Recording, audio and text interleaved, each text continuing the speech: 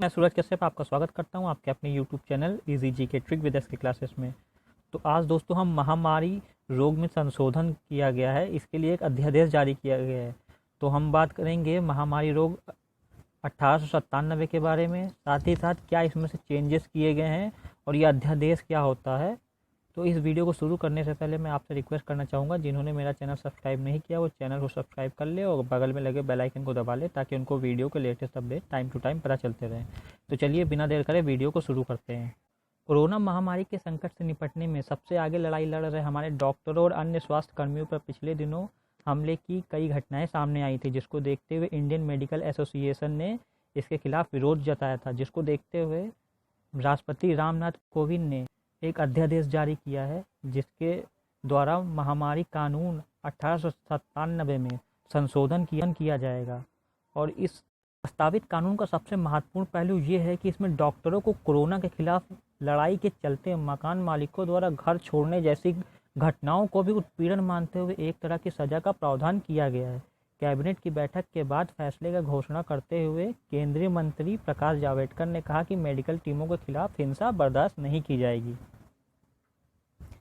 अब देखते हैं कि कितनी सजा का प्रावधान किया गया है।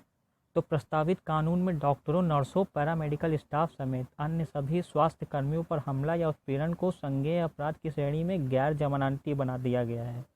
मतलब इस पर जमानत भी नहीं मिलेगी। ऐसे मामलों में मुकदमा 1 महीने में शुरू करने और 1 साल के भीतर केस का फैसला हो जाने का प्रावधान किया गया है। अब बात करते हैं कितनी सजा का प्रावधान किया गया है। तो प्रस्तावित कानून में डॉक्टरों, नर्सों और पैरामेडिकल स्टाफ समेत अन्य सभी स्वास्थ्य कर्मियों पर हमला या उत्पीड़न को संज्ञेय अपराध की श्रेणी में गैर जमानती बना दिया गया है। ऐसे मामलों में मुकदमा 1 महीने में शुरू करने और 1 साल के भीतर केस का फैसला हो जाने का प्रावधान किया गया है।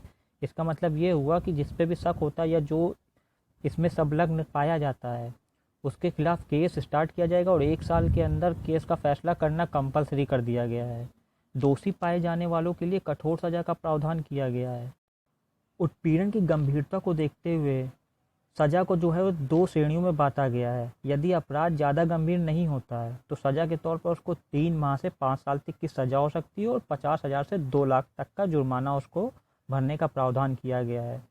और दूसरे केस में यदि अपराध ज़्यादा गंभीर है तो 6 महीने से लेकर 7 साल तक की सजा हो सकती है और साथ ही साथ 1 लाख रुपए से 3 लाख तक का उसको जुर्माना देने का प्रावधान किया गया है।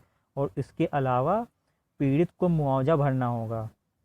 संपत्ति को पहुँचे नुकसान के लिए उसके बाजार मूल्य का दुगना का भुगतान करना होगा। तो ये चेंजेस किए गए हैं।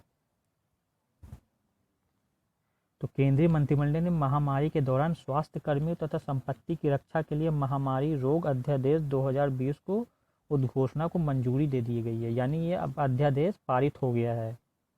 तो अब बात करते हैं ये महामारी अधिनियम 1897 है क्या। महामारी अधिनियम 1897 अंग्रेजी हुकूमत द्वारा बनाया गया 123 साल पुराना कानून है। यह कानून उस दौर में बम्बई प्रांत में प्लेग की महामारी फैलने के बाद बनाया गया था। इस कानून में 4 धाराएं शामिल हैं। इसमें राज्यों को यह अधिकार दिया गया है कि वो रेल या फिर किसी भी अन्य परिवहन माध्यम से यात्रा कर रहे लोगों की चेकिंग कर सकते हैं।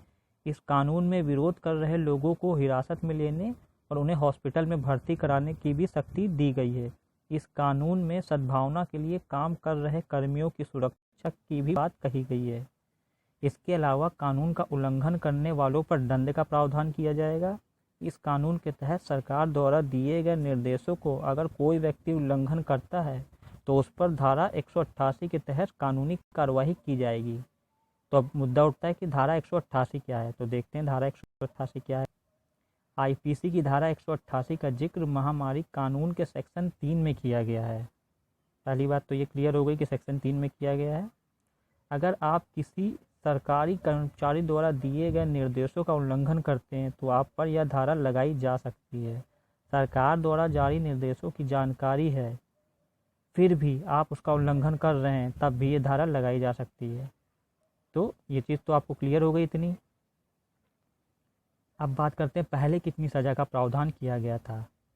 तो धारा 188 के तहत अगर नियम तोड़ता है तो कम से कम 1 महीने की सज़ा और 200 रुपये का जुर्माने का प्रावधान था, पहले की ये बात कर रहे हैं। और दूसरा, अगर आदेश के उल्लंघन से मानव जीवन, स्वास्थ्य या सुरक्षा को खतरा हुआ तो कम से कम 6 माह की 1000 रुपये तक का जुर्माने का प्रावधान किया गया था। ये 1897 की बात है, अब इसमें ही अमेंडमेंट किए गए हैं दोस्तों। तो ये तो था कुछ महामारी कानून 1897 के बारे में। अब आप हम बात करते हैं राष्ट्रपति के अध्यादेश जारी करने की शक्ति के बारे में। हालांकि दोस्तों मैंने एक लेक्चर बनाया था पावर ऑफ प्रेसिडेंट, उसमें प्रेसिडेंट की सारी ही पावर के बारे में मैंने डिस्कस पहले ही कर रखा हुआ है। तो जिनको वो वीडियो देखना है मैं डिस्क्रिप्शन बॉक्स में डाल दूँगा, अब आप देख लीजिएगा। बाकी मैं आपको एक बार ओवरव्यू दे देता हूँ कि ये क्या होती है अध्यादेश जारी करने की शक्ति। तो भारतीय संविधान के आर्टिकल 1, 2, 3 में राष्ट्रपति को अध्यादेश जारी करने की पावर दी गई है। जब संसद का अधिवेशन न चल रहा हो और कोई कानून बनाना अति आवश्यक हो तो ऐसी दशा में राष्ट्रपति अध्यादेश जारी कर सकता है, और यह अध्यादेश उतना ही महत्वपूर्ण व प्रभावी होगा जितना संसद द्वारा पारित किए जाने पर विधेयक प्रभावी होता है। और दोस्तों अब ये बात होती है कि ये सत्र क्या होता है या अधिवेशन क्या होता है। तो देखिए, हर साल लोकसभा में 3 सत्र होते हैं और सत्रों के बीच में कुछ गैप होता है, 3-3 महीने, 2-2 महीने, 4-4 महीने का ऐसे। तो इस गैप के बीच में अगर कोई कानून बनाना अति आवश्यक होता है तब राष्ट्रपति अध्यादेश जारी कर सकता है, और अध्यादेश संसद का अगला सत्र प्रारंभ होने के केवल 6 माह तक ही प्रभावी रहेगा। यदि संसद चाहे तो इस अवधि से पूर्व भी इसको समाप्त कर सकती है।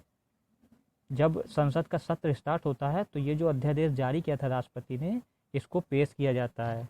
फिर अगर वो लोकसभा और राज्यसभा दोनों सहमत हो जाते हैं तो ये कानून बन जाता है, अदरवाइज इसको समाप्त कर दिया जाता है। लेकिन जब तक ये एक्टिव रहेगा तब तक उतना ही प्रभावी रहेगा जितना कि नॉर्मल विधेयक रहता है। तो ये तो था अध्यादेश के बारे में। तो आई होप दोस्तों ये वीडियो आपको पसंद आई होगी।